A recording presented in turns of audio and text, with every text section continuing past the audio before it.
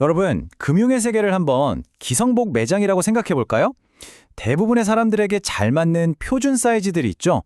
하지만 우리 모두의 몸이 다른 것처럼 모든 기업의 재무 상황도 제각각입니다. 오늘은 바로 그 맞춤 정장 같은 금융상품, 비표준형 수합에 대해 이야기해 보려고 합니다. 안녕하세요. 파생 상품의 복잡한 세계를 쉽고 명쾌하게 풀어드리는 블랙스톤 H입니다. 오늘은요, 우리가 흔히 아는 수압의 틀을 깨는 아주 창의적인 금융도구, 바로 이 비표준형 수압의 모든 것을 한번 파헤쳐 보겠습니다. 자, 준비되셨으면 바로 시작하죠. 자, 본격적으로 맞춤 제작에 들어가기 전에 기본부터 빠르게 짚고 넘어가야겠죠. 우리가 흔히 플레인 버닐라라고 부르는 기본 이자율 수압입니다. 구조는 아주 심플하죠. 한쪽은 계약 기간 내내 딱 정해진 고정금리를 내고요. 다른 한쪽은 리보 같은 기준금리에 따라 변하는 변동금리를 냅니다. 간단하면서도 아주 강력한 기본 모델이에요. 근데 블랙스톤 H님, 현실 세계에서 모든 기업의 자금 흐름이 이렇게 딱 떨어지게 단순할까요? 예를 들어서 매달 원금을 갚아나가는 대출 같은 건 어떡하죠? 기준이 되는 원금 자체가 계속 줄어드는데 이런 표준 수압만으로 위험을 완벽하게 관리할 수 있을까요? 네, 바로 그겁니다. 바로 그 지점에서 기성복 같은 표준 금융상품의 한계가 드러나는 거죠. 모두에게 어느 정도는 맞지만 그 누구에게도 완벽하게 딱 맞지는 않는다는 점 말입니다. 물론이죠. 플레인 버닐라 수압, 이거 정말 강력한 툴이긴 해요. 하지만 기업들이 마주하는 정말 각양각색의 독특한 재무 상황들 있잖아요. 방금 말씀하신 것처럼 특정 대출 상환 스케줄이라던가 아주 특별한 현금 흐름 같은 문제들 앞에서는요, 사실 속수무책일 때가 많습니다. 그래서 우리에겐 수압 맞춤 제작소가 필요한 거죠. 고객의 몸에 꼭 맞는 옷을 재단하듯이 기업의 특정 재무 상황에 정확히 들어맞는 수압을 맞춤 제작하는 겁니다. 이자율 지급 방식부터 원금까지 말 그대로 모든 걸 바꿀 수 있어요. 그럼 아까 제가 질문했던 원금이 점점 줄어드는 대출 문제는 어떻게 해결할 수 있나요? 네, 바로 그럴 때 쓰는 맞춤 솔루션이 있죠. 에몰타이징 수압, 우리말로는 삼각 수압이라고 하는데요. 이 수압은 계약의 기준이 되는 명목 원금이 대출 상환 스케줄에 맞춰서 똑같이 줄어들도록 설계됩니다. 이야말로 완벽한 맞춤 해징이라고 할 수 있죠. 자, 그럼 이런 경우는 어떨까요? 내가 가진 자산에서 나오는 이자는 리보 금리에 연동되는데 내가 갚아야 할 부채 이자는 상호보험, 즉 CP 금리에 연동되어 있다고 해보죠. 두 변동금리 사이의 차이가 벌어지면 위험하겠죠. 바로 이럴 때 베이스 수압을 쓰는 겁니다. 리보 기반 이자를 내야 할 의무와 CP 기반 이자를 내야 할 의무를 서로 맞바꿔서 그 위험을 없애버리는 거죠. 좋습니다. 그럼 이번엔 좀 더 까다로운 요구를 해볼게요. 만약에 말이죠.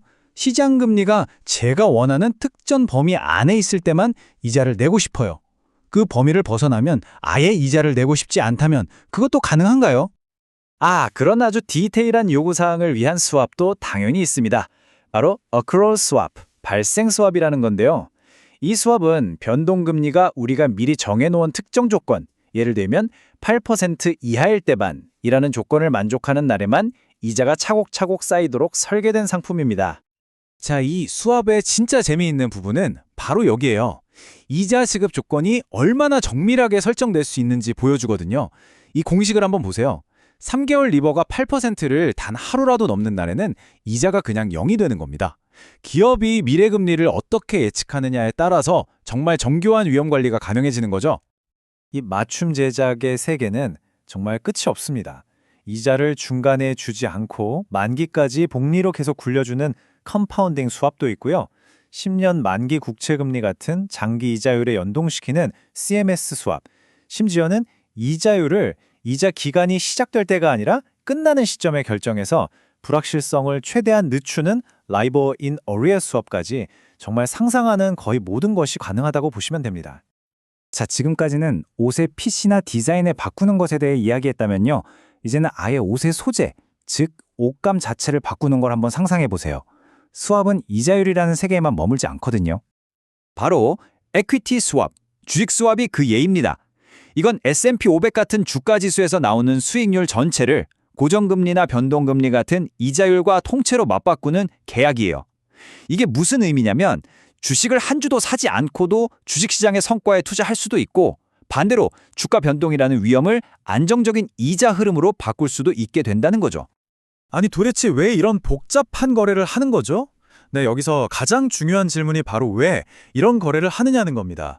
이 사례를 보시면 마이크로소프트는 S&P 500 지수가 오를지 내릴지에 따른 불확실한 수익을 골드만삭스에 넘겨버리는 대신에 훨씬 예측 가능한 리보 기반의 현금 흐름을 확보하게 됩니다.